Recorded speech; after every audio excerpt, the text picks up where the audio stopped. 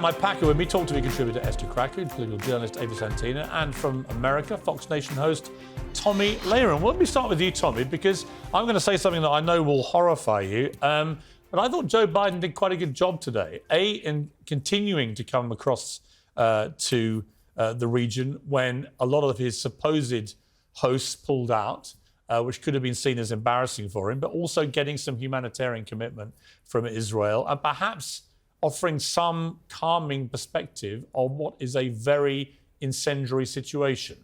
Your thoughts to me offering a modicum of praise to President Biden?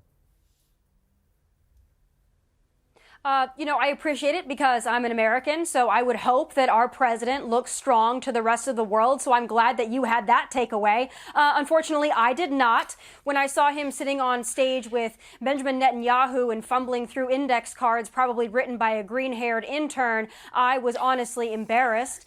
Furthermore, referring to Hamas as the other team was also quite embarrassing for me to watch. I'm happy that our president has had steadfast commitment to Israel and has pushed back at members of our own Congress who have been seemingly pro-Hamas. I am happy about that. Also, though, a little disturbed that he has committed $100 million of our taxpayer dollars to go to what he refers to as a humanitarian effort in Palestine and in Gaza, assuring us that it would go to civilians and not terrorists, though giving us no indication of how he would be able to separate the two, just as he told us that that $6 billion that he unfroze to Iran would not be used for terrorism. I'm not sure how he can assure us of that, but I'm happy to see that there are some folks on the other side of the pond that think our president looks strong. Here in America, that might not be the case for us watching all of this unfold. I had a sneaking feeling you wouldn't necessarily agree with me. Let me come to you, Esther. You were just saying in the break an interesting thing. It's been an awful, since October the 7th.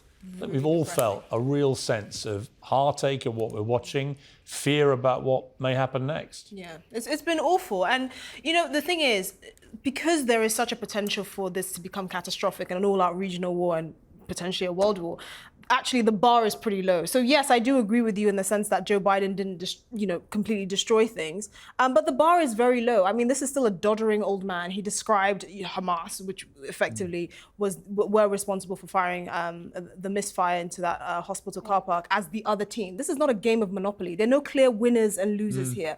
And for him to, it will take a stroke of diplomatic genius for him to be able to properly relay the complicated nature of this crisis. And he's just not up to the task. There's so many things he's not up to the task for. And unfortunately, this is the president that we have at the helm of this crisis. We just have to hope he doesn't make things worse. Ava, this whole thing now comes down to me to what is a proportionate response by Israel to the atrocities we saw on October the 7th. There are many on the left who simply don't want to be seen to condemn publicly what happened on October, which I find staggering. I mean, just a human being just has to condemn what happened.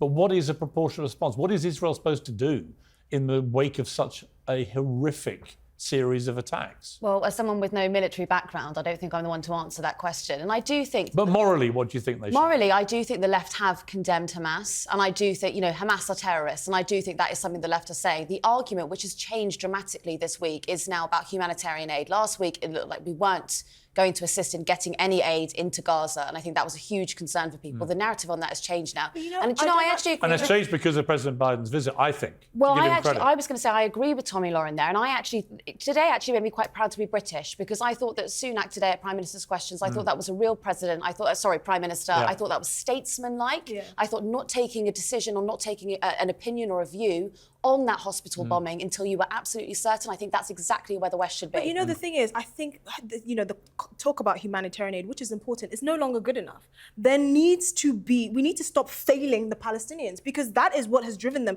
I mean, Hamas haven't had elections since 2006. Yeah, but I would say that sentence is problematic for me, because I think the plight of the Palestinians has been horrific for a long time, right? nobody with a brain, I think, thinks otherwise. This has to be sorted. It has to be resolved. Yeah. But you cannot use that as an excuse. No, but for pulling Holocaust grandmothers out of their beds. Hamas are terrorists and they need to be destroyed. That's not an excuse. In their cots. But the reality there's no it's equivocation. not an excuse, but Israel will not prosper if Palestine doesn't. That is the reality. Palestinian leaders have failed their own people. Mahmoud Abbas is worth hundreds of millions of dollars. Of course, there are questions of whether all this humanitarian aid is going to go to the right people. It obviously will not. But the reality is, because the focus has not been actually getting the Palestinians the kind of leadership where they deserve, where money isn't being funneled into rockets to be fired into Israel instead of proper leadership into a cohesive police force, for instance, Israel will never be safe. It will never prosper, and neither will the Palestinians. And unfortunately, this has just reminded us how important that is to I accept that.